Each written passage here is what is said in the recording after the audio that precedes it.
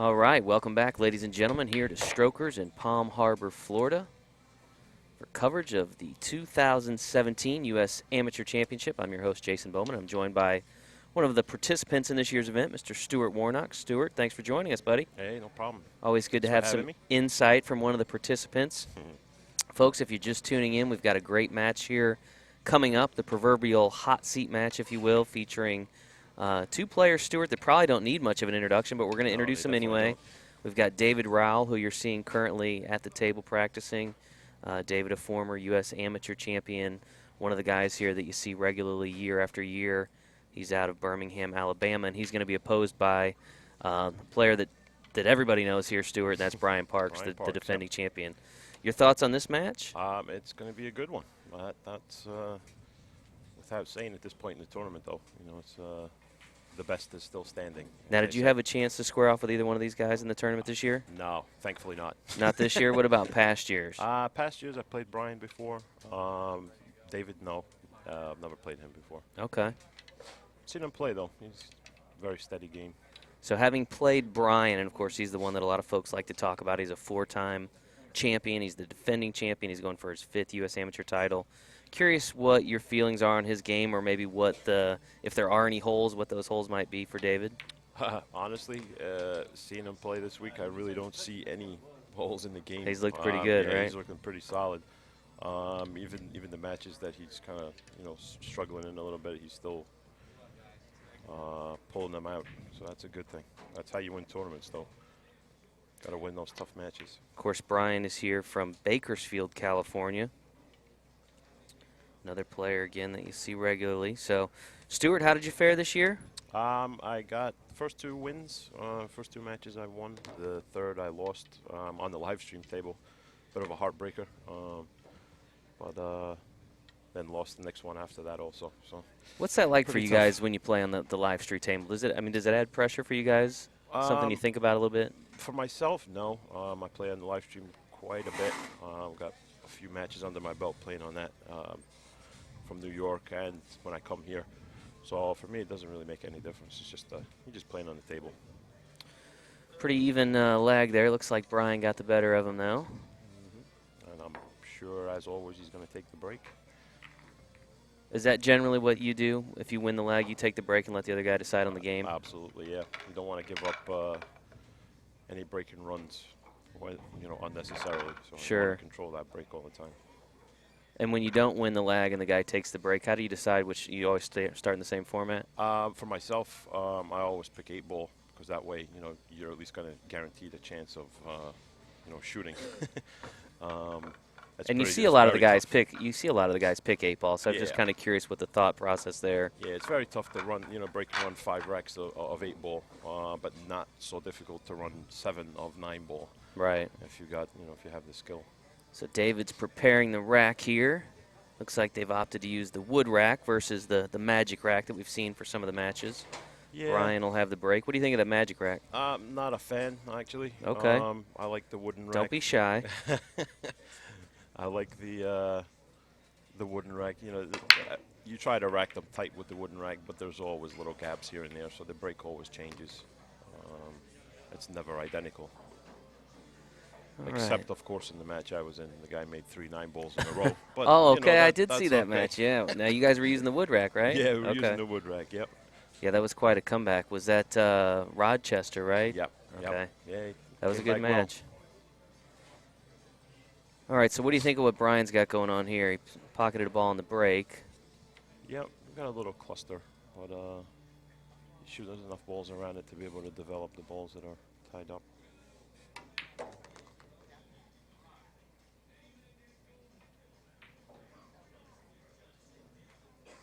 Left himself a good angle here.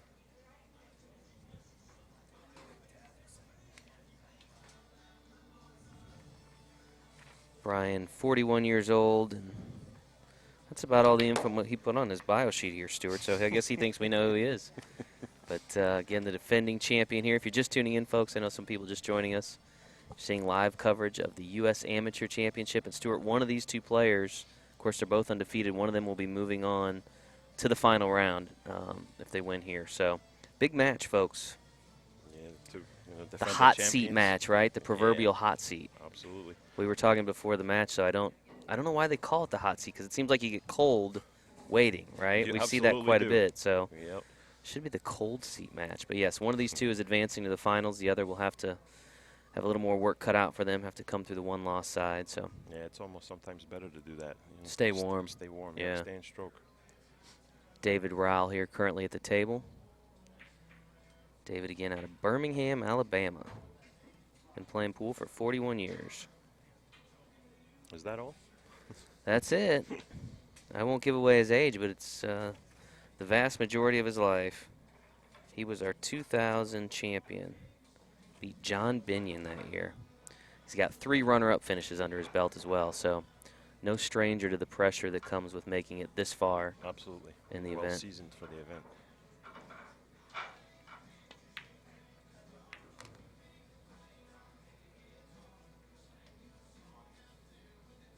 He's got a tough run out here. A couple of balls tied up.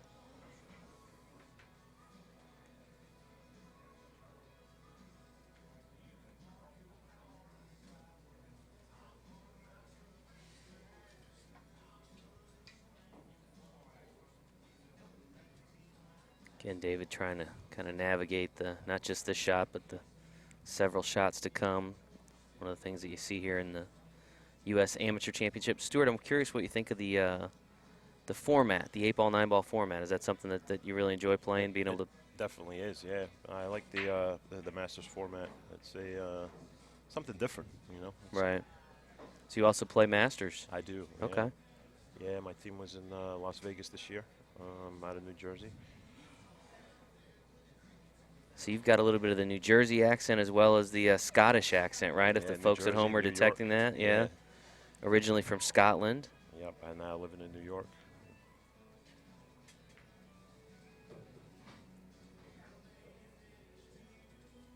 I really only see the one trouble ball here for the run out.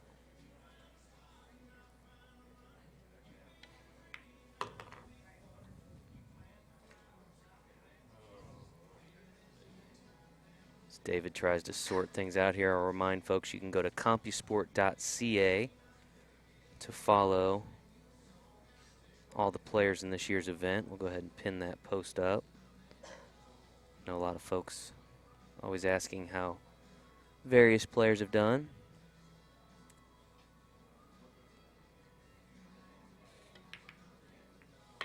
It's also a nice feature you guys have added to this tournament, is having the online brackets, online charts. Nice feature. Nice to kind of be able to track when you'd play and that kind of thing, much easier. Yeah, definitely.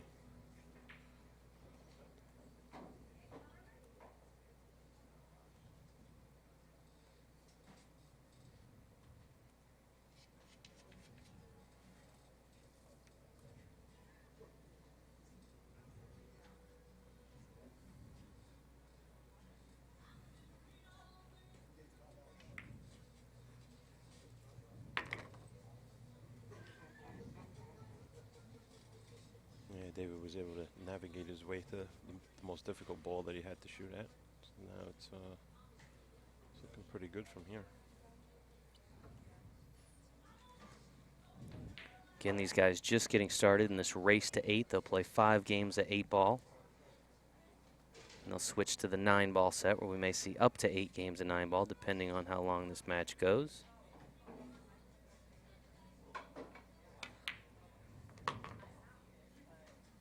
David Rowell currently at the table.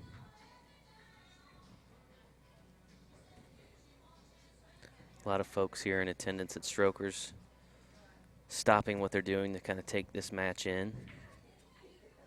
Yeah, it's nice to see there's a lot of locals here as well, which is nice.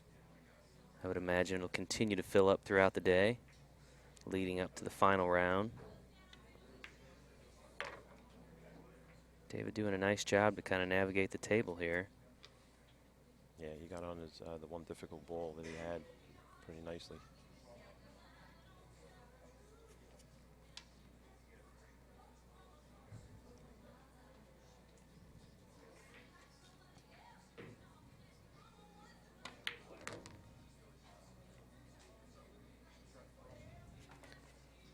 David calls his pocket here. Yeah, somewhat easy shot for the to take the lead in the first game. And he drops the 8-ball, and as Stewart said, takes an early 1-0 lead here over Brian Parks.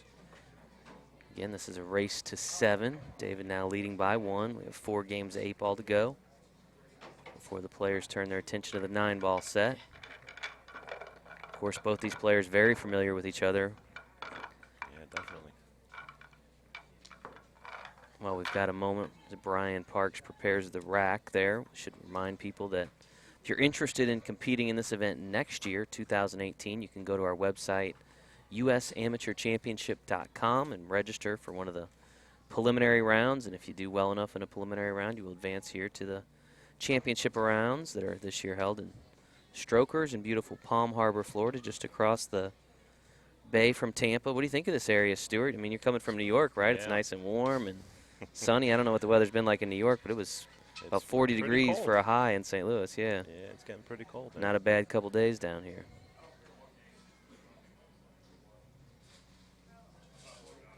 David with the break here. Nice break.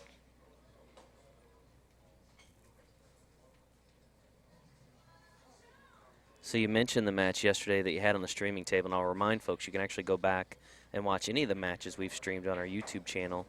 That's youtube.com/APA Leagues. But you mentioned the 3 9 on the breaks in a row. I mean, how do you – it's got to be so difficult, right? Because there's nothing you can do, right? There's absolutely nothing you can do, yeah. And just to see it one after another, I mean, it was amazing. Yeah. Well, obviously, you try to – I changed the balls that were surrounding the 9, the setup of them. Didn't seem to work, though. It was I mean, what can you do other than tip your cap to the guy? Exactly. It's a pretty amazing little run, right? Yeah, it was pretty interesting. And then I tried to, break and emulate where he was breaking from, but it did not work out for me very well. So it's pretty interesting.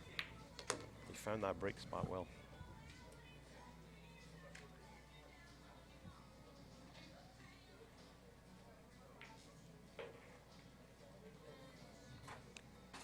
A lot of folks tuning in early on this Saturday afternoon. Appreciate you watching.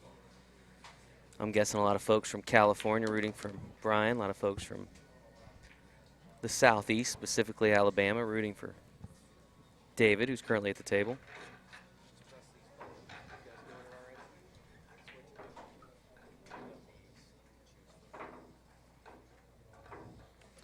Again, David leading 1-0 over Brian. Seems to be fairly in control of this table. You see any issues here, Stuart? Not right now.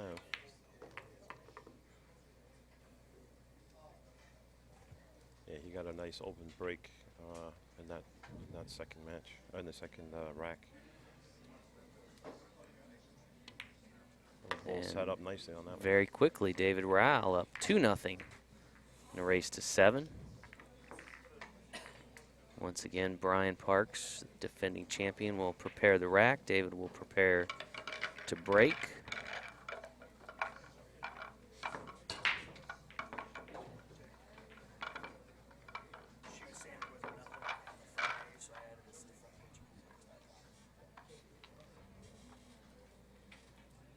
I think she was actually talking about the USAM page in her post, but she said if you go to US Amateur Championship page, it's fine, but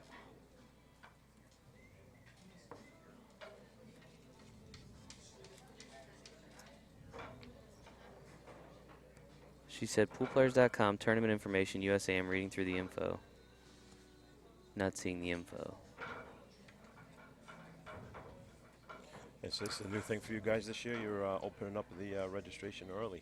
Yeah, we figured we get so many folks tuning into the streams now, and they're asking, how do I get involved? How do I make it to next year's event? So we figured instead of making folks wait until April to register, we'll just let them register now. Yeah. While they're thinking about it and while there's a lot of attention on the event. So it's that instant gratification, So Absolutely. We're going to see you again next year. Oh, most definitely. Yeah. Now, I always ask the guys this. I mean, because you finished 4th? Yeah, a few years ago. A couple years back, Stuart finished 4th. Curious what brings you guys back year after year. You know, we hear Just from a lot of competition. we hear from a lot of people on the streams. Oh, there's no prize money and da-da-da-da.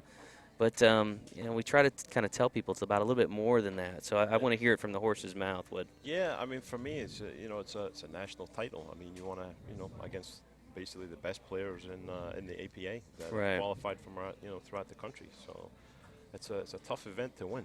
Right. So it's about the notoriety. It's about the Yeah, title, absolutely. right? It's all about the title. That's, you know, that's basically what it is. And I'm curious your thoughts on a guy like Brian being in the event, because of course people say, well, he's won it so many times. Would you want to win the event if Brian Parks wasn't in it? Well, honestly, you want to beat the best guys. Exactly. So, you know, that's the gratification part of it. You know? I would have a hard time winning the title and somebody saying, well, did you beat Brian Parks? No, he wasn't. He wasn't Yeah, there he this wasn't year. there this year. Nobody yeah. wants that. Nobody wants to win that way. So, well, good. I appreciate the verification straight from one of our perennial contenders here at Strokers. Brian finally getting an opportunity. It's been a while here.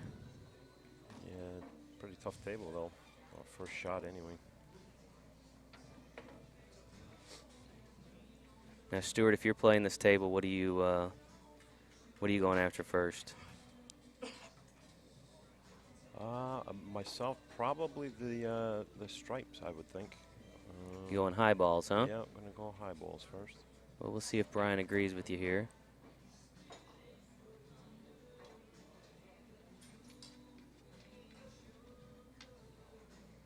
The high balls control a couple of the pockets that are blocking the way of the solids. Brian agrees with you. Yeah, nice Uses shot. a jump shot to pocket one of those high balls, one of those striped balls in the corner pocket.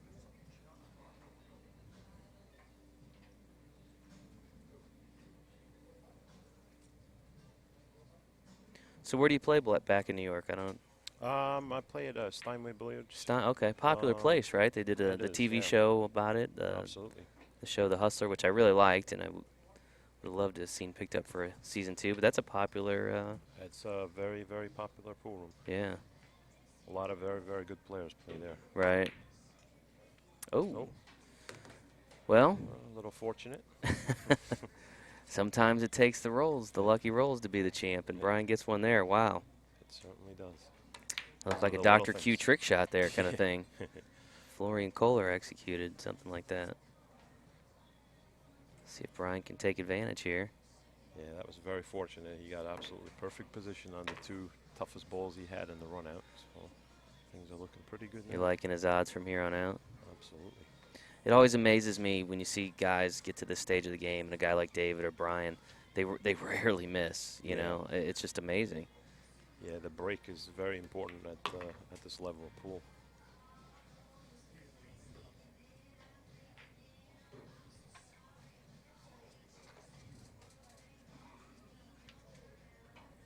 Again, if you're just tuning in, you're seeing final day coverage of the U.S. Amateur Championship presented by the American Poolplayers Association here at Strokers in Palm Harbor, Florida. Defending champion Brian Parks currently at the table, trailing 2-0 to David Rowell, although Brian looks to be in fairly good shape. He only has his shot down the rail here. Little draw. He got back to the 8 in the side pocket.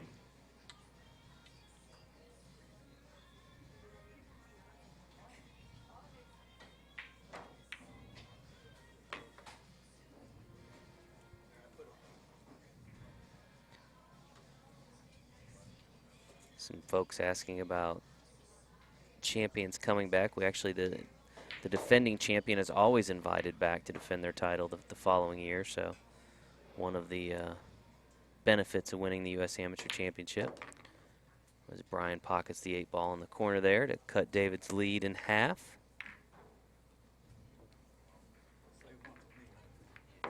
Richard Andrews thinking about coming back next year. Be good to see you again. It's been a while. Hope you're feeling well. All right, folks, buckle up. This could be a good one. Yeah, A long one. It is a long one. One of the hill variety. Again, hot seat match. One of these players moving on to the finals. The other will move to the one-loss bracket. So anything exciting that you've done other than play pool since you've been here, Stuart? Like how long are you down in Florida for, just for the tournament? Just for the tournament, yep. Yeah.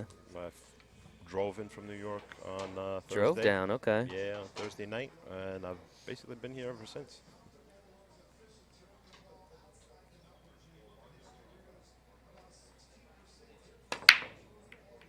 Brian with the break there. Came up dry. That one.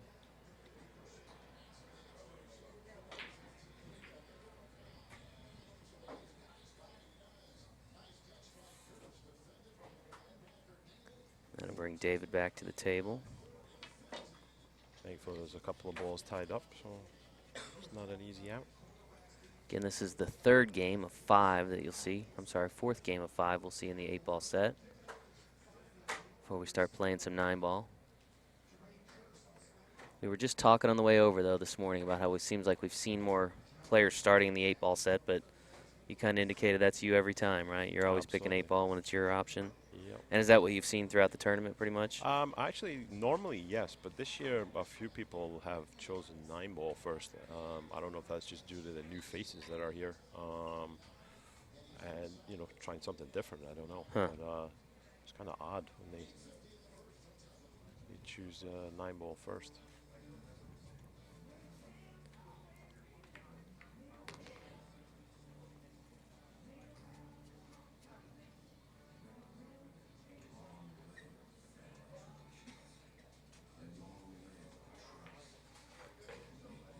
David surveys the table. I want to remind folks, just kind of looking over some of the comments, this event is actually open to both APA and non-APA members. Of course, it's presented by APA, but you do not have to be an APA member to participate. We've got players from all over the United States, some players from Canada that came down. And again, you're seeing the best of the best amateur players. And you got 2 of them front and center right here. Yeah, speaking of the Canadians, there was actually a good showing from there this year. I think I saw maybe 4 players from Canada this year. I'm sure the warm weather this time of year doesn't hurt, right? No, it's a good draw from the company.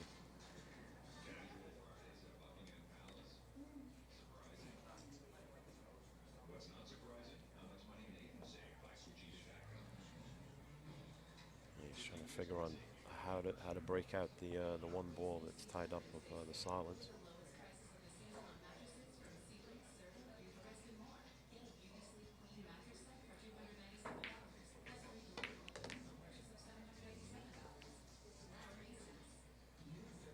So you said you play out of Steinway. How big is Steinway? I mean, I've seen it on TV, but I've never really seen it, and it's like I don't know how many tables are there. And there's over 20 tables in there. okay, all 9 foot? Yeah, all okay. 9-foot tables, yeah. You don't see places with that, you know, a lot of places with that many 9-foot tables anymore. Yeah, there's in the Northeast, there's more 9-foot tables than I think anywhere else in the country. They have all the smaller bar box tables. Yeah. I don't, you know, the pool halls that I venture to throughout the country. You play primarily on 9-foot tables? Yeah, mostly, yeah. Of course, that's one of the unique things about this particular event, at least in relation to what APA does, is it is played all in 9-foot tables. And most of our championships played on the 7-foot tables out in Las Vegas, so be a little difficult to haul 300 9-foot tables out there, though. So when people say, well, why not use 9-foots?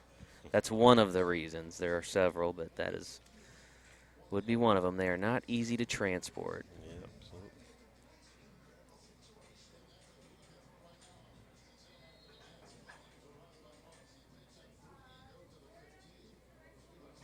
A relatively easy shot here. He's just looking to set himself up for position.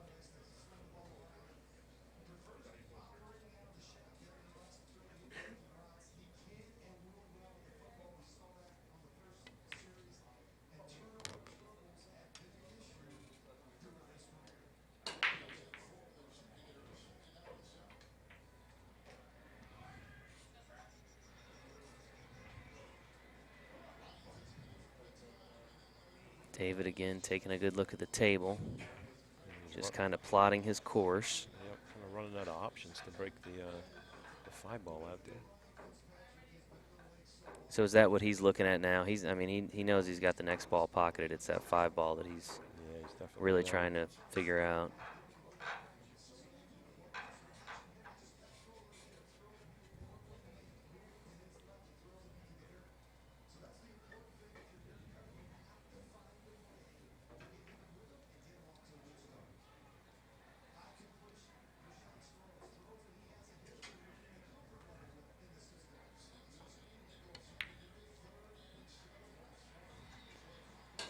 So he opts to go Creative ahead and shot. solve the 5-ball problem there.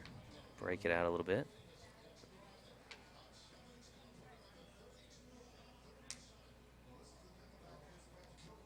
It was an interesting choice of shot there. Kind of do or die, really.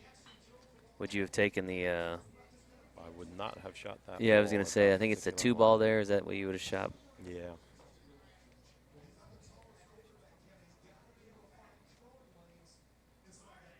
Pretty much just gave up a wide open table now.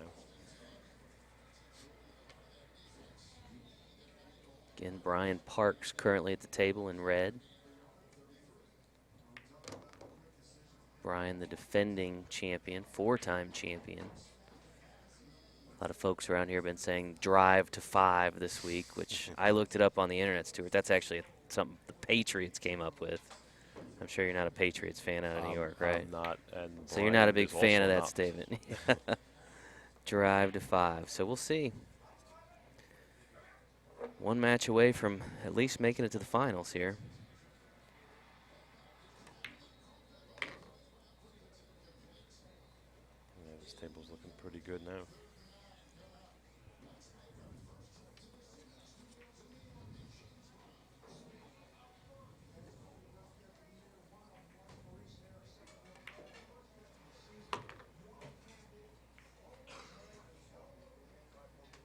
Just connect the dots at this point. You know Brian pretty well. I do. I know you guys kind of congregate together. A lot of the players here kind of. Yeah, we've been pretty good friends now for a few years. And you guys just met through the tournament here? We did, yeah. Cool. I met him actually when this tournament was held in Atlanta Oh, okay. many moons ago. Yeah. Back at Mr. Q's. Big pool room there in the Atlanta area. Yeah, So you that guys was have nice. just kind of stayed in touch since. You on Yeah. the East Coast, him on the West Coast. That's cool. Yeah, we see each other every year here. Kind of bumping each other in Vegas as well. Right. You know, as the tournaments go on. Of course, this particular event is a non-handicapped event. I know some folks have asked on the comments or in the comments about the players' skill levels, although I'm fairly certain both are 7 and 9s I in would their respective definitely formats, agree. but no skill levels being used here. So seeing 2 former champions, or I should say a former champion and the defending champion here. So Come up a little short. Stuart, at this point, David regretting that decision to go after that 9-ball, I'm guessing, huh? I definitely think so, yeah. It was definitely the turning point in this particular game. So Brian will pocket the 8-ball, and we're tied at 2, folks.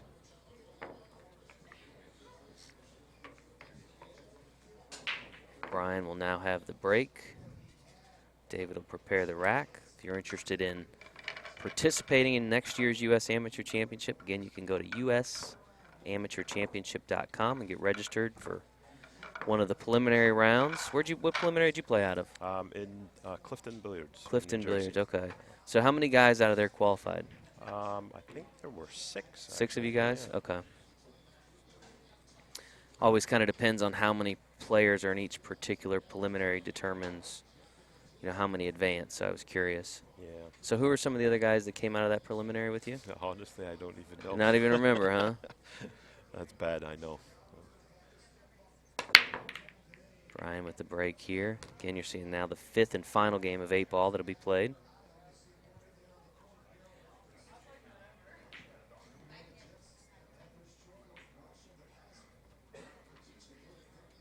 A little unfortunate with the leave.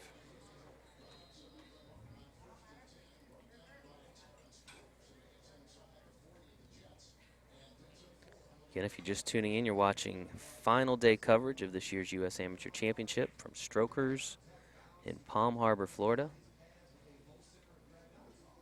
Seeing Brian Parks and David Rowell currently tied 2-2 in a race to 7. Brian in red, David seated in green.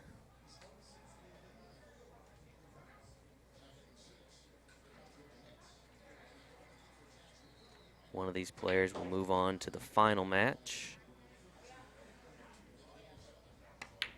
The other will move to the one-loss bracket. We'll have a extra match to try to make it to the final. I think got a little straight on that ball. Any players catch your eye this year that you weren't familiar with or that you saw play and came away impressed by? Not really any new ones, just the kind of the regular folks that are here. Yeah. Which there are many really, really good players here. Right. It's always it seems to be the same faces that show up here. It's pretty interesting. Which is pretty amazing since they have to qualify, right? Exactly, I mean, it's yeah. not like they're just signing up and showing up. They're That's right. going to, you know, you said you played out of Clifton and Brian played, well, Brian gets invited back, but David plays out of somewhere. And everybody here plays out of a preliminary and has to perform well enough at that level to advance here. So That's right. when you see a guy several years in a row, pretty impressive feat to have made it all the way back. Yeah, everybody's already a winner, you know, Sure. that's here. So that you know everybody can play. Now, do you do any extra practice or any different routine to prepare for a tournament like this? Just kind of playing like normal? Yeah, just play the normal. There's no extra. I play a lot. So Yeah. How much does a guy like you play pool? I mean, each day? You're supposed to play every day, but honestly, I really don't do that anymore. But I used to, though. It was a daily occurrence. You'd play maybe 4 or 5 hours a day. Wow. Haven't done that for a few years, though. So you're like a regular at Steinway, I'm guessing, right? Not so much Steinway, but more for tournaments at Steinway. Okay. I practice at other, multiple other pool rooms in New York. New York's got a All huge over. pool scene, too, I know. Very, very Amsterdam is another place up there, right? Yeah, there's many, many pool rooms, which is awesome. Plenty of far to places to travel. play, yeah. Yep. This is a race to 7 for those folks that are asking.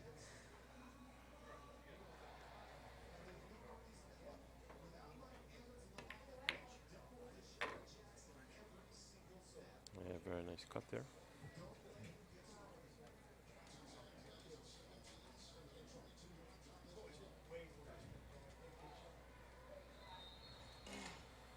I think it looks like he's a little out of line on the next shot. Get position.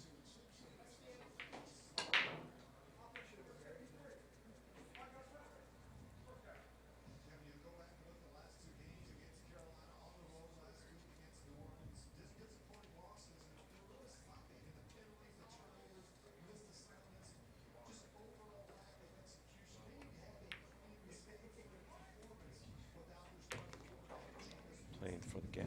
That's good. Shot.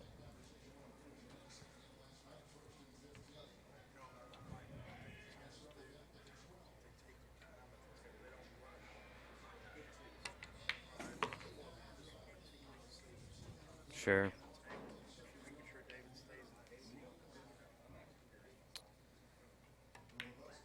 Yeah, we had another of the participants that's back watching with us talking about the amount of time these guys will take to be very deliberate in what they're doing, not just on the shot they're playing, but the shot ahead.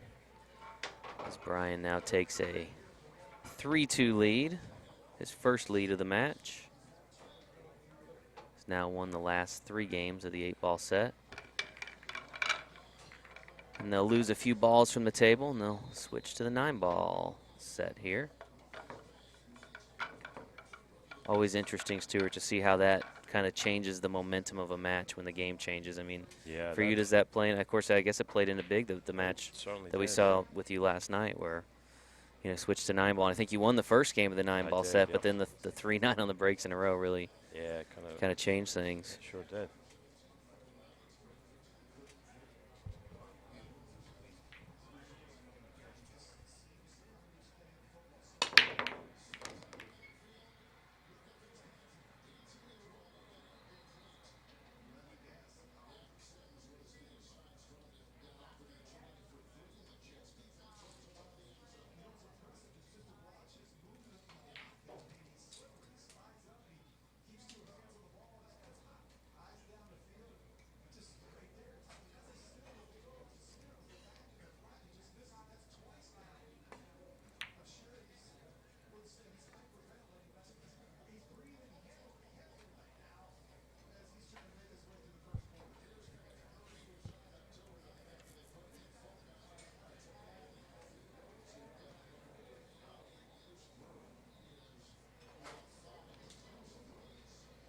little bit quieter in here this morning than it's been the last couple days. Yeah, definitely, yeah.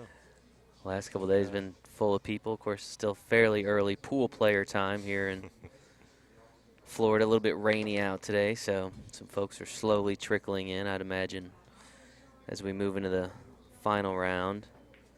It'll start to fill up quite a bit. Yep. David Rowell at the table here.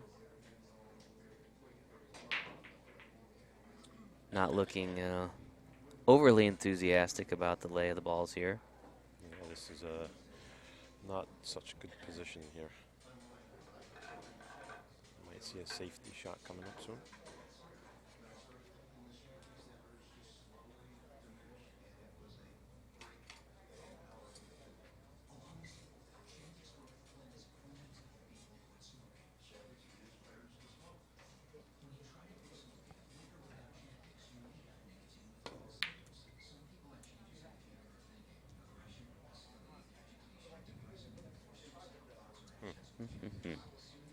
Not sure what he was trying there. I think he was trying to save him, leave the cue ball nice and tight behind the ball. But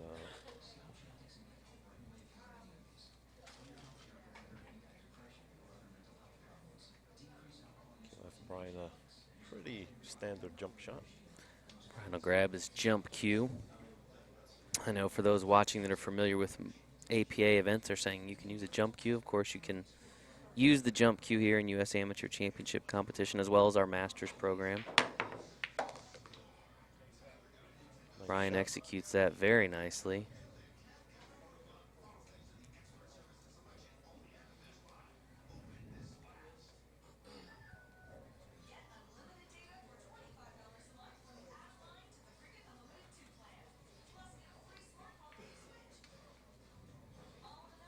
And he's seeing anything overly challenging from here on out?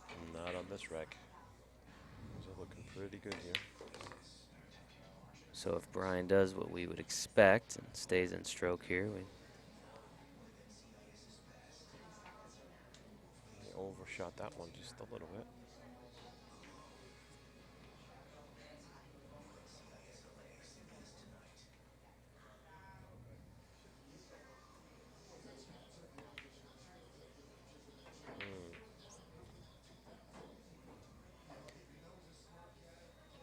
Uncharacteristic miss there. seems like every time we assume what they will do, they do the opposite. So The commentator curse, as they say.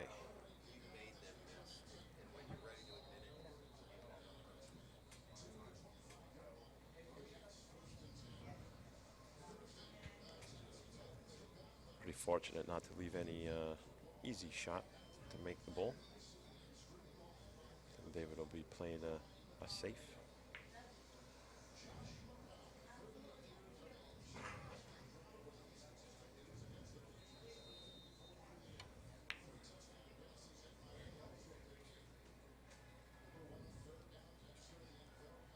Played a nice shot there.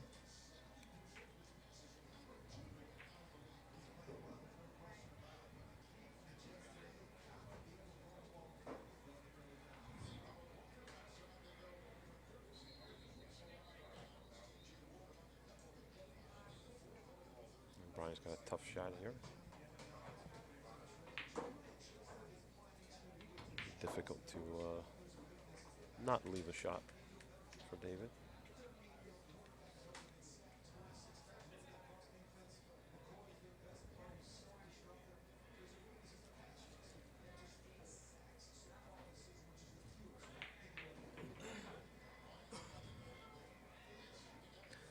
Brian again wanting to be very deliberate, knowing that any mistake could lead to David running out here. So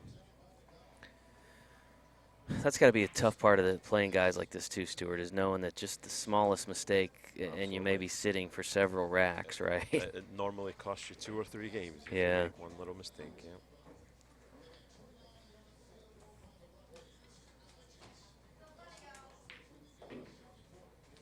Even a dry break can cost you a few games. Sure. Nice shot there. Opts to play safe.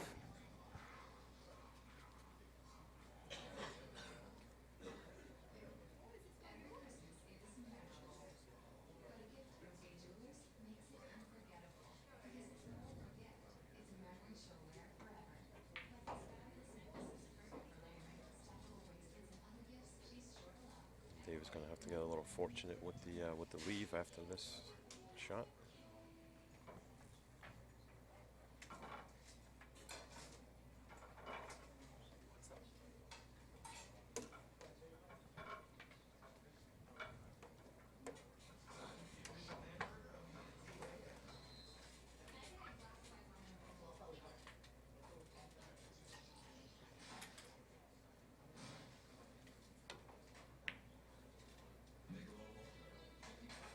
It's a nice shot from David.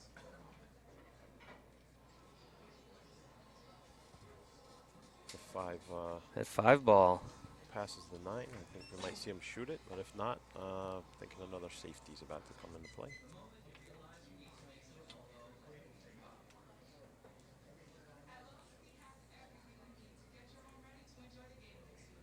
Yeah, looks like it goes past.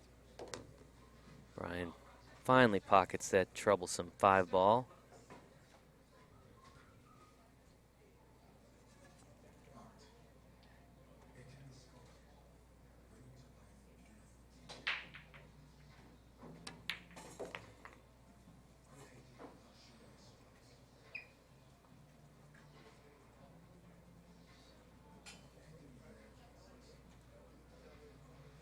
He's got a nice angle on the shot to come up for the 8.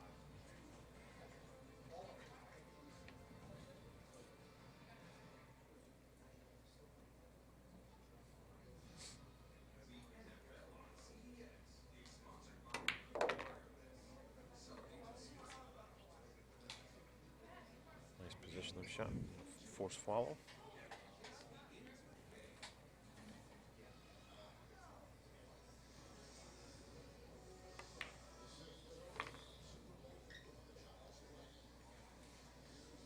It's looking like it's going to be 4-2 shortly.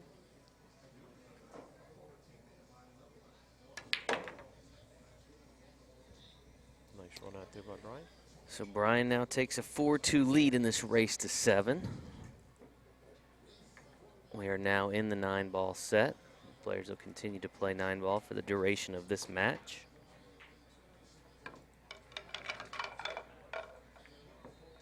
David Rowell in the green preparing the rack. Brian Parks in the red preparing to break. You're watching live coverage of the U.S. Amateur Championship from Strokers in Palm Harbor, Florida. The 3rd and final day of the Open Division here.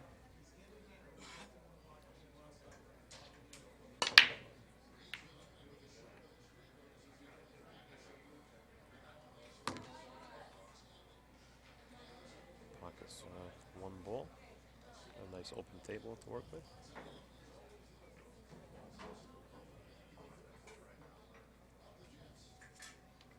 I didn't see, what did he pocket there? The 1's still there.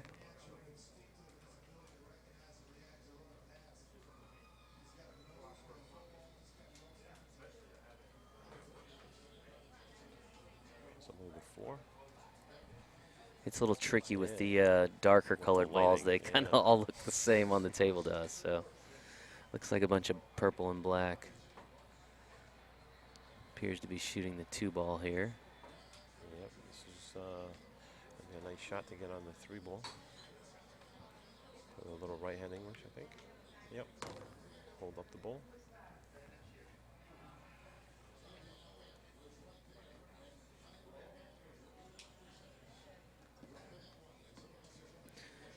Some folks on the commenting of the stream debating the classification of amateur versus pro, and that is a tough one to define, folks. APA generally looks at a case-by-case basis at players to determine whether they still have amateur status, a number of different things that we look at. There's no real simple way to define that, not as there is in other sports like a baseball or a football per se. Yeah, absolutely. That's one of the one thing you hear about a lot of tournament and pool is the rating system. Right. It's always a topic of conversation.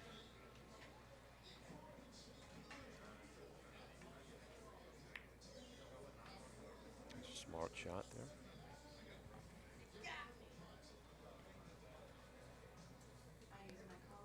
Some folks commenting Shane Van Boning. We would definitely consider him a professional. So you do not have to worry about him qualifying for the U.S. Amateur Championship. So should be exciting to see him next month, though, in the Moscone Cup. You follow the Moscone Cup? I mean, I know do. You're from Europe, so do you? Are you? Of course, I'm rooting for You're Europe. rooting for? Okay. So you're not rooting for the underdog. I see. No, I see. not at all. They have U.S. has a pretty strong team this year, though. Yeah. Some of the European guys, not names I'm real familiar with, that made the team. I know there's a young kid that's 20 years old. I think they said the youngest ever, and a couple of familiar names. I think Ralph and Jason Shaw, but no Albin. And he's normally a pretty solid player on the team as well. There's a nice jump shot from David.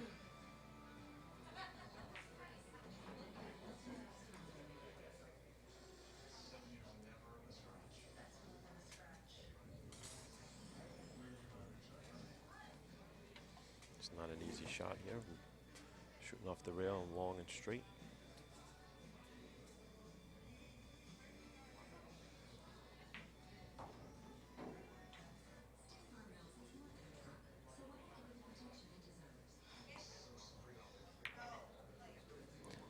He called that one, Stewart. Tough shot. He's unable to pocket it.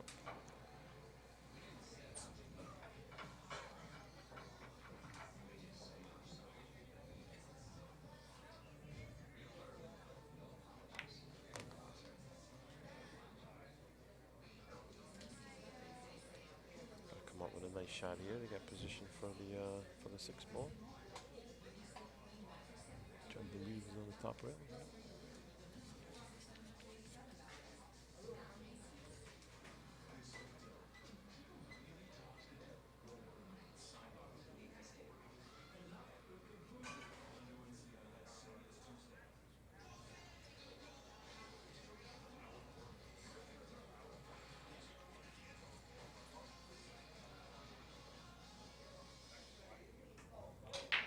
Pointed to where he wanted to get the cue ball, so let's see how close Is that he what gets he's there. identifying there? He's kind of showing himself where he'd like to leave it. Yep, giving himself the mental picture.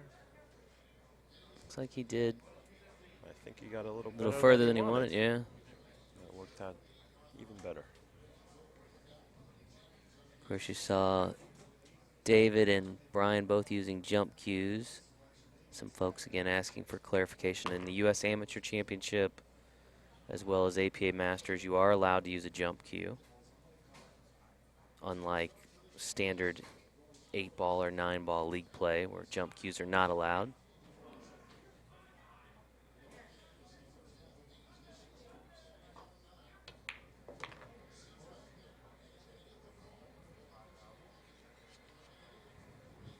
David now on the 9-ball.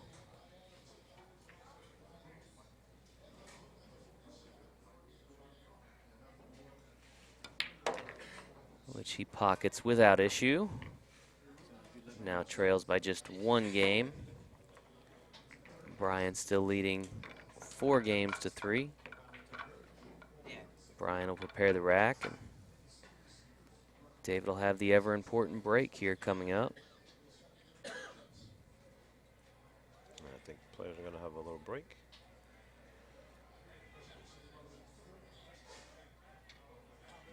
Do you tend to take breaks in your matches? I mean, you like to just want to kind of get it over with? Yeah, you kind of just want to stay with the momentum. Yeah, even if the momentum is going against you? Yeah, well, you always want to try and work through it. Yeah. I don't like giving my opponent, the time to sit there and think, the momentum's on my side. I'd rather try to break it quickly. Right. Well, we have a few minutes as the players take a momentary step away from the table. Remind you folks that if you're interested in competing in the U.S. Amateur Championship, you can go to usamateurchampionship.com to get registered for the preliminary rounds and compete in those preliminary rounds. The top players will advance to the championship rounds. Which, again, is going to be held here next year? I hope so, man. You've seen the sunshine and the beautiful hotel they put us up in, so I'm hoping to come back here next year. Yeah, it's definitely a great venue. Strokers obviously has been doing some renovations too, really kind of getting a facelift in some of the flooring and the exterior here. If you've never been to Strokers in Palm Harbor, you're down in this way in Florida, I would recommend stopping in. Great facility. Of course, their owner, Jose Del Rio, is also a pool player. We've seen him a number of times in the U.S. Amateur Championship, so he makes sure the table conditions are always good. And of course, we've mentioned a number of times, but the food's pretty awesome. good here too, for Yes, especially when you consider we're in a pool room. But actually made Alvin Nelson's top 5 pool rooms to eat in. What a feat that must be. Yeah.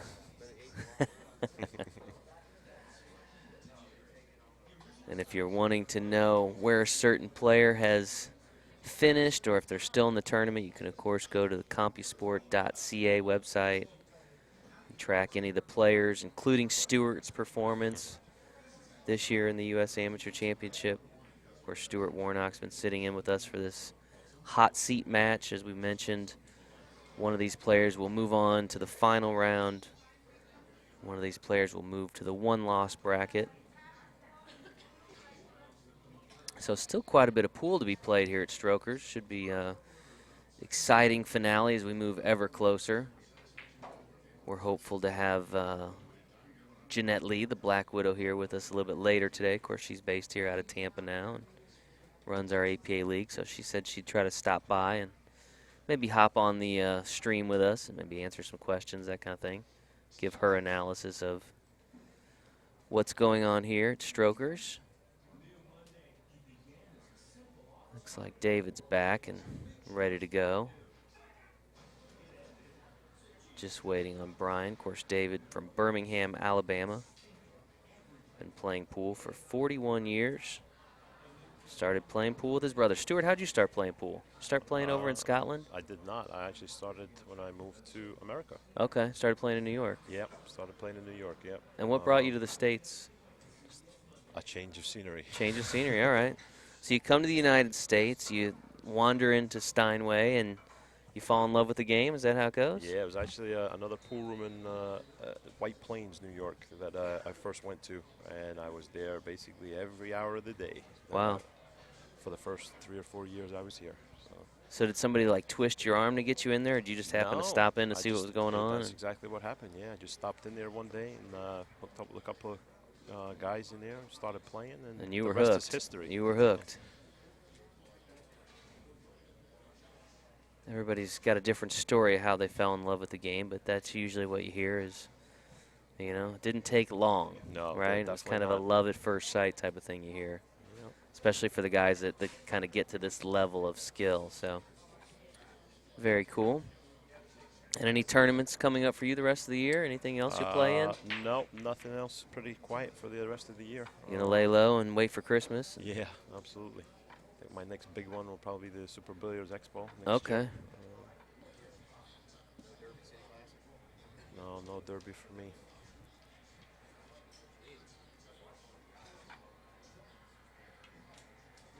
Looks like the players are just about ready to resume here. Brian just gonna take one more look at that rack. With a little oversight there from David. Now they're looking, Stuart, for what? They're looking for different gaps and things. Gaps, yeah, absolutely. The tables have been racking pretty good here this week. There hasn't really been many issues with racking that I've seen. Actually, especially on this table. And they're looking to get it as tight as possible, tight as right? Make sure they're not throwing the Absolutely. 9-ball in the corner. Or not to bring up any bad memories, I know. So if you're just joining us, Stuart had a hill. It was a hill match, though. It was. So you did overcome. You overcame, but Stuart was up with 5-1. Yeah. You guys switched to the. Well, you had just switched to the 9-ball set. And Rochester, what was his first name? Dennis, I believe. Dennis or Daniel Rochester. 3-9 on the breaks in a row. And you came back and got another one, so you guys did go hill, but ultimately it was not to be. It was not. David with the break. Nice solid break. A little unfortunate with the leave.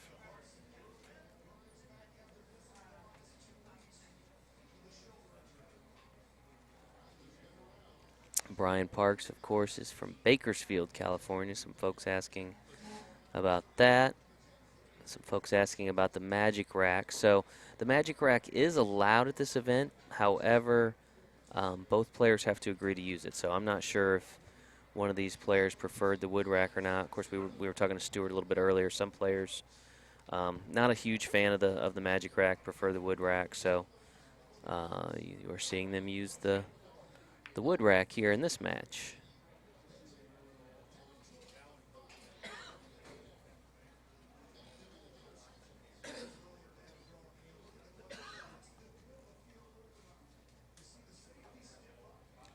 Not an easy shot to get safe on this one.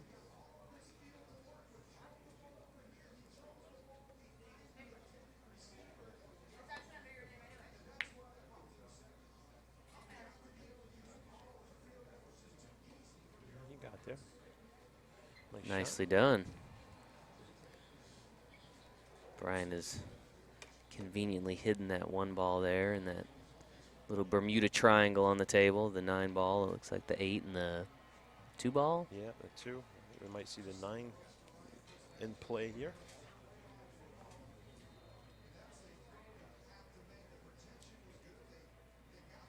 Brian currently leading this race to 7, 4 games to 3. David Rowell at the table in green. Brian seated in red. He played the smart shot. He didn't hit it hard to chase after the 9 ball.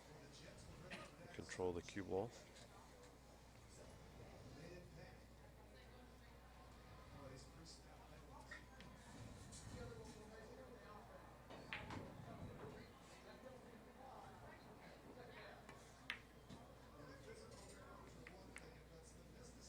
Now seeing a safety play here. Neither of these players wanting to give anything here that could lead to a run out by their opponent. Absolutely. It's a very close match.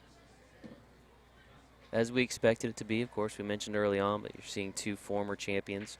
You're seeing a former champion in green and the defending champion in red. So pretty much everything we anticipated this match would be. Both these players very much in stroke, playing well, not making many errors.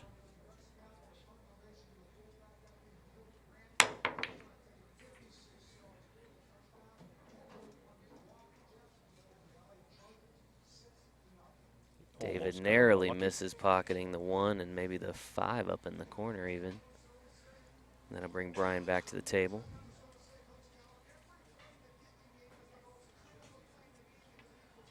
Kind of a pretty tough shot here, though.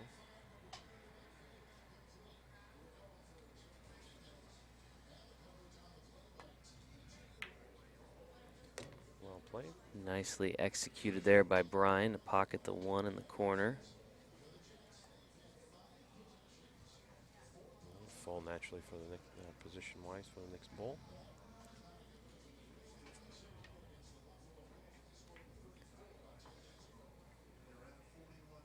Again, the score is currently 4-3 in favor of Brian at the table in red. And then a race to 7.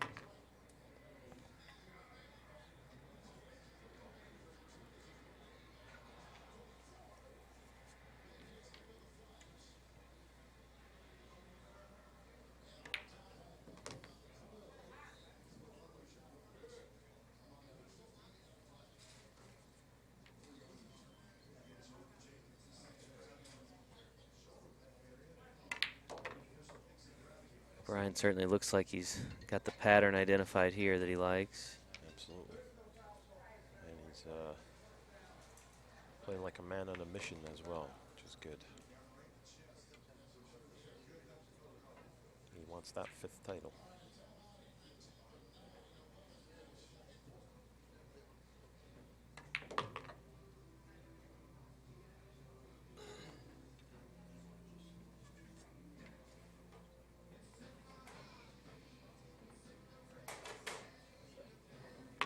Pockets the 8 in the corner, leaves himself nicely on that 9 ball.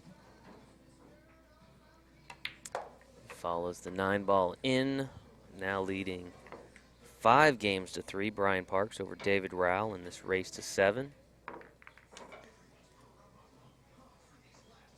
Both these players inching ever closer to the final round, which is scheduled for 7 p.m. Eastern, but I believe we're doing continuous play today, so might get a little bit of an early start on that, depending on how the matches leading up to it go.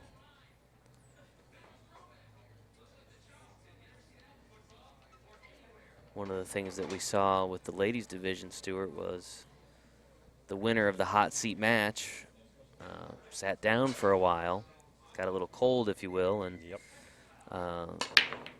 sure enough, her opponent that she had beaten 2 matches earlier came back to win it. So always an interesting dynamic how that definitely is. Yeah, you see that ticket straight to the finals is. And I know a number of times that we've seen Brian win this event, he's actually done it through the one-loss side after losing the hot seat match. So you just never know. That's right. Yeah, it seems to happen more often than not. The person coming from the one-loss side seems to take the win. Yeah, opted to push after the break. So push shot there for Brian. Again, push shots and jump cues allowed in the U.S. Amateur Championship, as well as an APA Masters. But for folks that are not familiar with the U.S. Amateur, this is an event that is open to both APA and non-APA members. So obviously there's no handicapping used in these matches.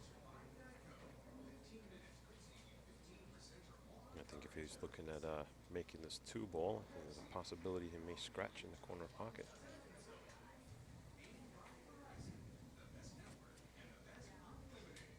I think Alvin's getting antsy over there. He'll be back shortly, folks. Don't worry. We're giving him a little rest. Saving his sanity. Yep. Still a long day ahead. The hardest working man in the room.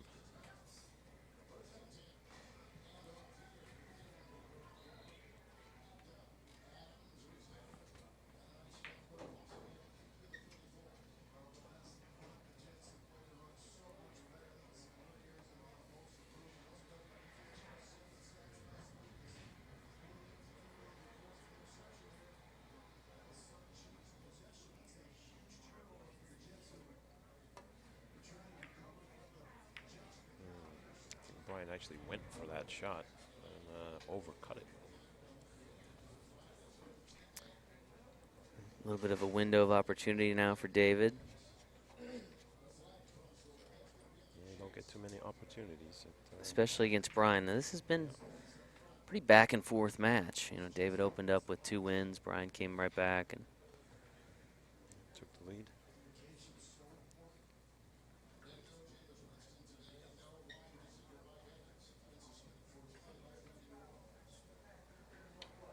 He has his chance here. And he fails to capitalize on it, although I don't know he did Brian any favors, yeah. Yep. This is a race to 7. If you're tuning in for the duration, you might think we sound like a broken record, but believe it or not, folks are kind of tuning in and out, especially through the Facebook Live feed, so a lot of the same questions pop up frequently, but this is a race to 7. They played 5 games. Oh, and a miscue there by Brian Parks. Big mistake. As we were saying, though, the players played 5 games of 8-ball, and now they're in the midst of their 9-ball set, of which they may play as many as 8 games, depending on the score and the outcome here. But Brian, with kind of an uncharacteristic miscue there, he's going to give ball in hand to David. This is a very important rack here for David as well. And that is 5-4 as opposed to 6-3 is a huge difference.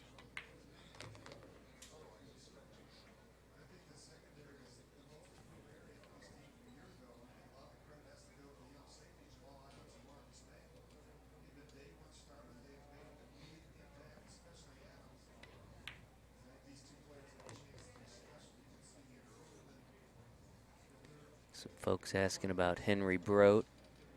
I believe Henry is still alive in the tournament. You can go to the CompuSport.ca website or download the app and kind of see how he's doing. Of course, that's King Henry. Another multiple-time 3-time champion, yeah. Yep. In fact, it's my understanding he's the one that drew Brian out of retirement. He certainly did, yeah. Brian had kind of said, you know, he'd won enough, and then when Henry won his 3rd, he he actually called Brian out on the Yes, on the he video did. and He said, did. Brian. So, you know, Henry was not satisfied to win an event that didn't feature Brian Parks either. So Brian is back. Henry is here. A lot of former champions. I think we had 8 overall this year qualified for the event. So Henry did win 7-4 over Jeffrey Cusada. Close enough, probably. So Henry will move on. I believe that's the one-loss side that they were in. So Jeffrey will be complete from his journey here at the U.S. Amateur Championship. Again, only a handful of players remain at this point. A little too hard on that ball. Still makeable though.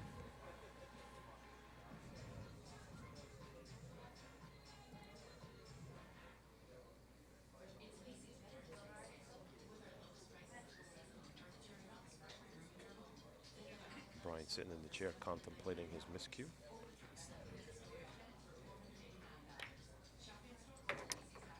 David pockets the 9 there. Pulls once again within 1 game of Brian in this race to 7.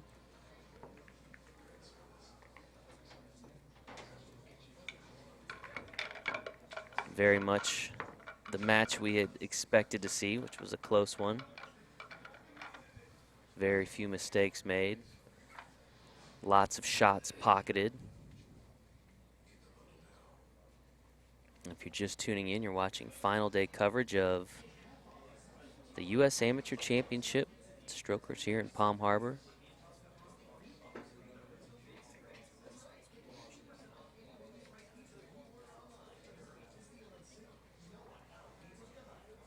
David Rowell with the break. A very nice one.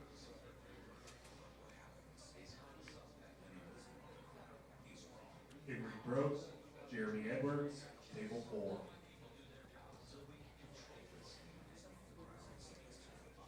All right, so it sounds like Henry's going to play Jeremy again. Is that right?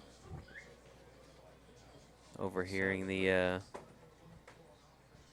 match called.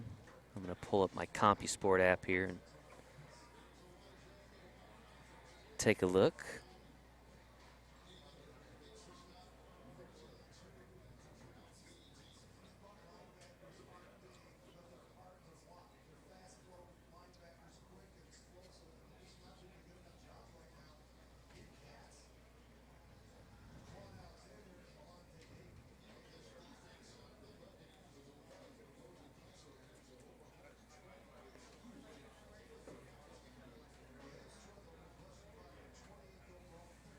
Henry's going to be playing Jeremy Edwards. Henry and Jeremy Edwards. So Henry just defeated Jeffrey Cusada, now playing Jeremy Edwards. I think Jeremy came into the day undefeated, actually. Might have suffered his first loss to Brian in the 11 a.m. round. Yep. And then the winner of that match will face the loser of this one. So we're getting ever closer, folks, to what should be an outstanding final round here. Cap off this year's U.S. Amateur Championship.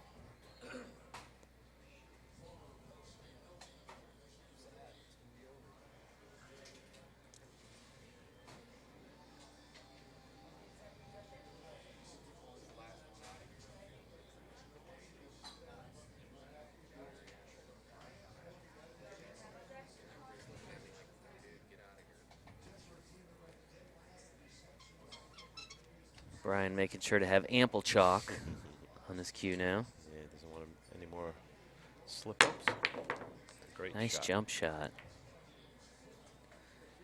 I'll be honest, Stuart, one of my favorite parts about watching the U.S. Amateur format is when they pull out the jump cue. I don't know what it is about the jump cue, but just A new dynamic. excitement. To the sport Yeah, for, I mean, for, it's, for the you APA know, players. yeah. And a lot of folks always wonder why we don't allow it in league play. There's a couple of reasons for it. One, it definitely tends to favor the better player. Absolutely. APA leagues are generally, we're looking to get non-pool players involved. So we do allow it in USAM, we allow it in Masters, but not in regular league play. But the other issue is not a lot of location owners are real fond of having Yeah, for the twos and amateur, threes busting out jump cues and exactly, yeah. Can do a lot diving of into the damage. tables with them. So that's the other side of that reasoning. So for those folks that I'm sure are wondering, it's a beautiful thing when the player knows how to use it correctly, right? It can And be a very very ugly thing. damaging thing otherwise. Yeah. Very nice safety shot there from Brian. Thinned the 3 and went around the table to get safe. Now I got to imagine at this point of the match, both these guys know that their turn at the table could potentially be their last, right? I mean, it's not unheard of to see one of these guys come out and run 1 or 2 racks in a row. So Absolutely. I think that's why you're seeing a little bit more a lot of safety play pressure.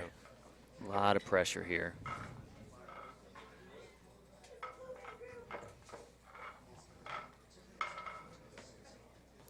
Curious who the folks at home are cheering for here. Are you rooting for Brian? Are you rooting for David? Let us hear from you. We're going to see another safety here from Brian.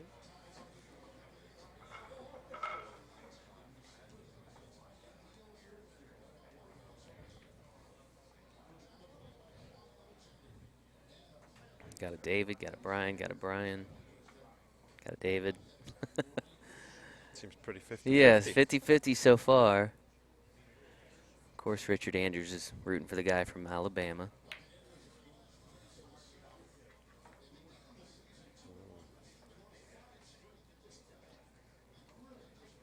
Very 50-50. All right, maybe now it's a few more Bryans. So interesting dynamic. A lot of Brian fans, yet a lot of folks saying, how come Brian's still allowed to play? So it's can never satisfy everyone all the time. That's right. Unless you're Alvin Nelson. We've had so much fun with Alvin this time around.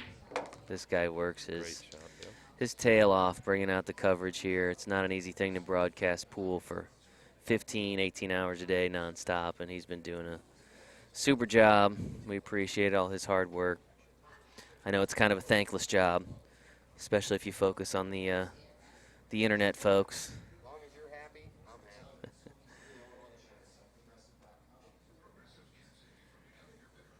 Yeah, the internet folks are a tough crowd to please, though. You got to have fun with it. All right, so David Rowell here in the green, folks. Currently trailing by 1 in this race to 7. He's Trying to draw even. a little straight on this ball to get closer to the 5. It's a nice shot.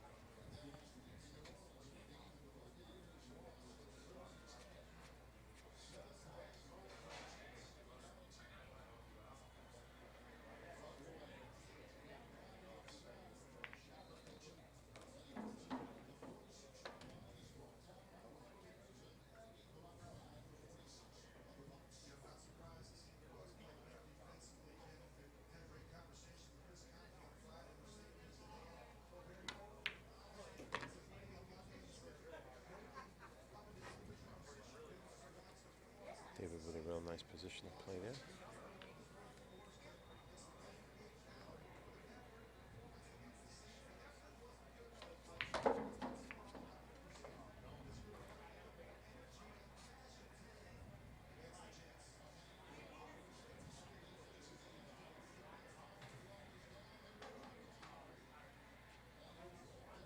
That might be just the slightest of off angles here.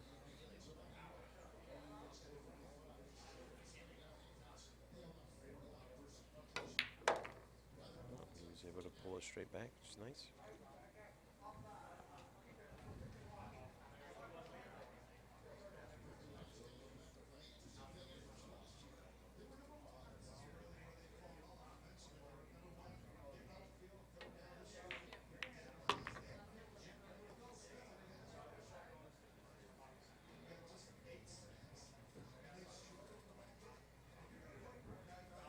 Nice easy straight shot in for the win. David Rowell pockets the 9 in the corner, and we are now deadlocked at 5, folks. Buckle your seatbelts. It's going to be a wild ride to the race to 7 here.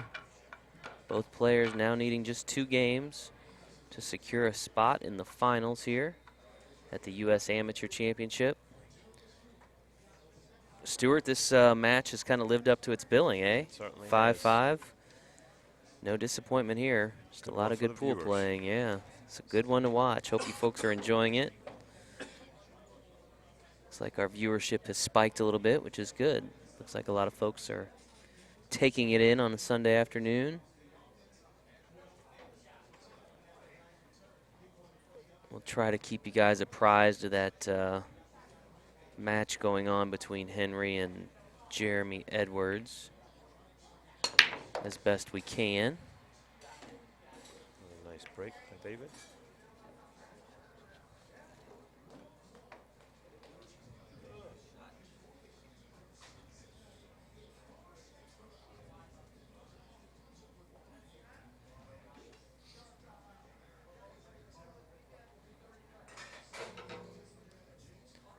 We're going to see a safety next. David looks to utilize the bridge here. Are you a bridge guy or a rake guy? No, I'm a bridge guy. Bridge guy, okay. Yeah.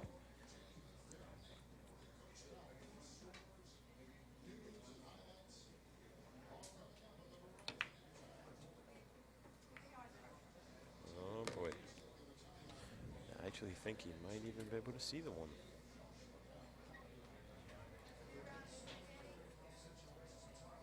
A fortunate roll there for David.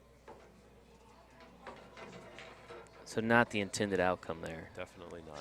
He was definitely playing the safety there, and a fortunate bump into the 3.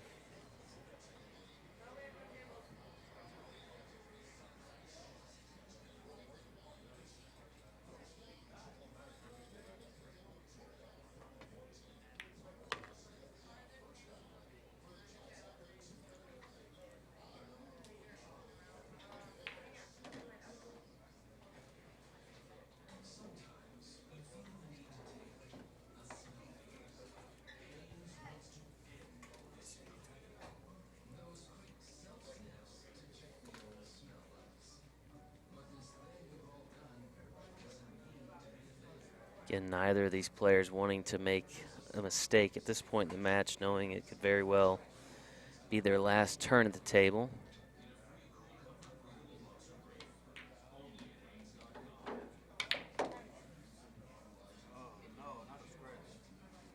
You heard David there. Yep. He knew where it was going. Knew it was heading towards that corner, and that was a big one. We'll see. Could be a big momentum swing right there. It's interesting, Stuart. I hear a lot of these players when I ask them, you know, who's a tough opponent and this and that, almost, you know, that the best players are always responding, it's not really my opponent, it's me. It's how I'm managing. And again, we see kind of there the mistake by David results in a very quick combination shot by Brian, who's now on the hill. Who's now on the hill. So very slim margins are yeah. between winning and losing. So Brian Parks now on the hill, folks, leads 6-5, needs just 1 game to advance to the final. David will prepare the rack. Brian will prepare to break.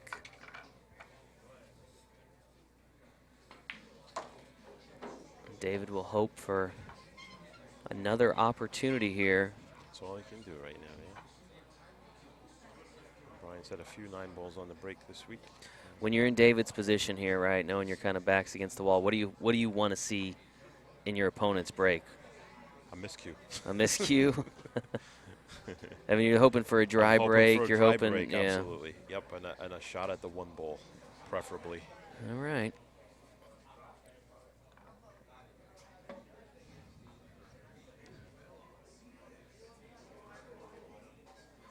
Again, Brian Parks on the hill. It's an opportunity to advance to the finals of the U.S. Amateur Championship once again.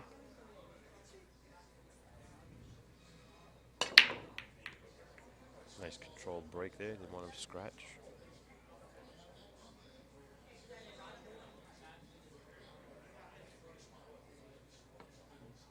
Well, he got the dry break. He did. The shot at the 1. Maybe. Maybe. No, tough to tell from this angle. Oh, yeah, it looks like Yeah, he looks feels like good he about got it. Yeah. He got a tough shot on the 2, though.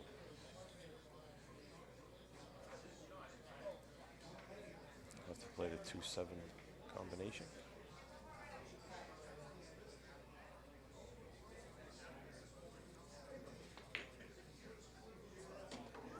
What's the key to a combination shot like this? I always, as an amateur player, struggle with my combinations. You kind of just aim it up like the ball's not even there. You shoot straight through. For me, anyway.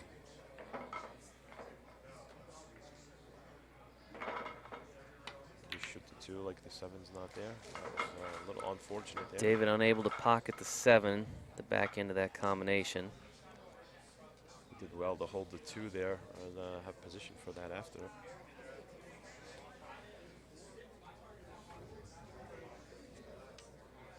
Brian will attempt to successfully make the combination, which he does. Now shooting on the 2.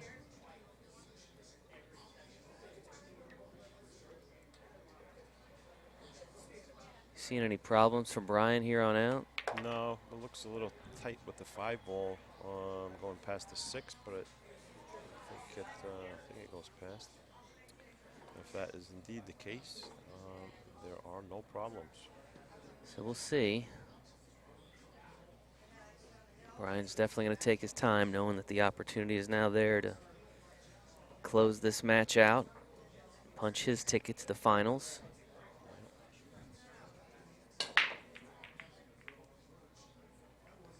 But he still has to execute here on the table.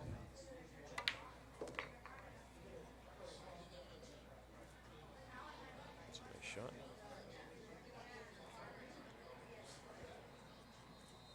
May have come a little further than he wanted.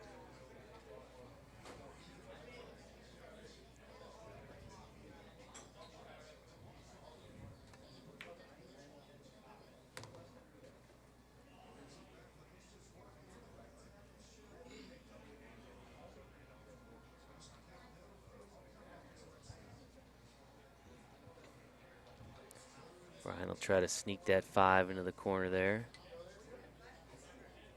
Does he sneak that through, or does he combination that? Well, if it doesn't go, then I think he's going to shoot the combo. There we go. There we go. That answered the question. I'm going to play this to go above the 8 and shoot it down the rail. Watch out for that side pocket. Oh, so Wow. Brian returns the favor, so to speak. Scratches. Absolutely. Going to give David an opportunity back at the table. I'm guessing Such a he tight- will most likely run out here, and we're going to have a hill-hill match. So That's a crazy angle that cue ball just took. Wow. Such a they kind of traded out the miscues, right? They each They had a, did, yeah. a crucial scratch miss. there. Yep. David now just the 9 ball away from moving to the hill. And No as problem predicted, pocketing the nail-biter. 9 ball. So we're hill-hill, folks. You're getting your money's worth if you're tuning into the U.S. Amateur Championship. 2 former champions, or a former champion and a defending champion. Hill-hill in this race to 7. The next game will determine your winner and will determine who advances to the final. Doesn't get much better than this. That's all you can ask for as a viewer, right? When you And see- if I'm David Rowell, it's- No, I mean, not much I can, absolutely. you know, I mean, he had given up the he the was- game, and he had given up the rack to Brian. Brian looked to be in good shape, and now David has new life suddenly, and nice show of sportsmanship there, a little fist pump between the two. Yep.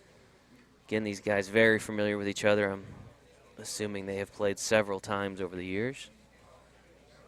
One of the really cool things about the U.S. Amateur Championship is you see the sportsmanship kind of displayed throughout the event. Definitely, yeah. Something I believe very unique in pool. Don't think he can see the 1 ball after another nice break by David. And you can kind of see he knows Yeah. He knows there's some issues. 7 balls on the table here. But the key is that 1 ball.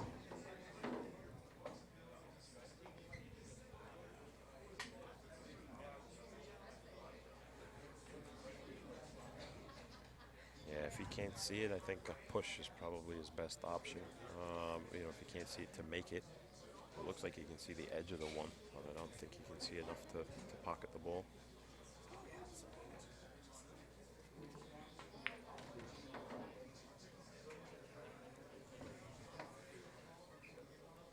Again, both of these players still undefeated, so the winner will advance to the final. The loser will enter the 1-loss side of the bracket, have to fight their way back a little bit to reach the final, but both these players still very much alive.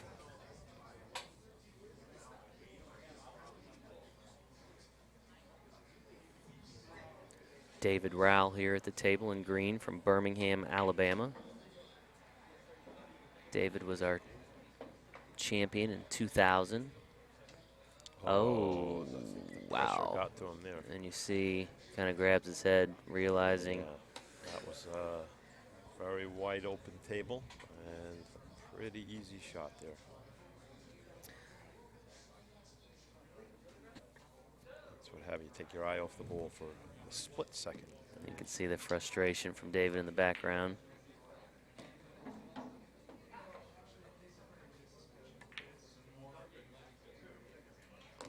Brian executes a bank shot, so David knows. You can see him there. He's visibly frustrated, but again, still very much alive here.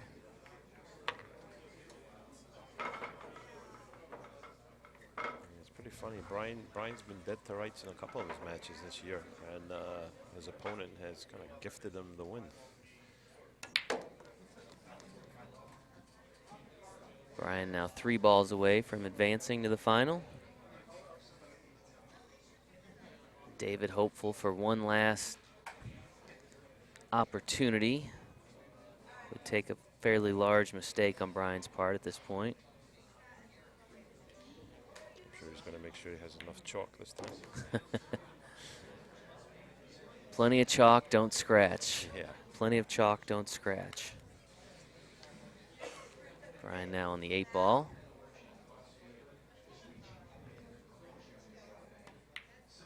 Which he pockets in the side. Turns his attention to the 9 ball. It's been a nail biter, folks. Hope you've enjoyed it. As Brian Parks pockets the 9 in the corner, the players will shake hands after an exceptionally good match.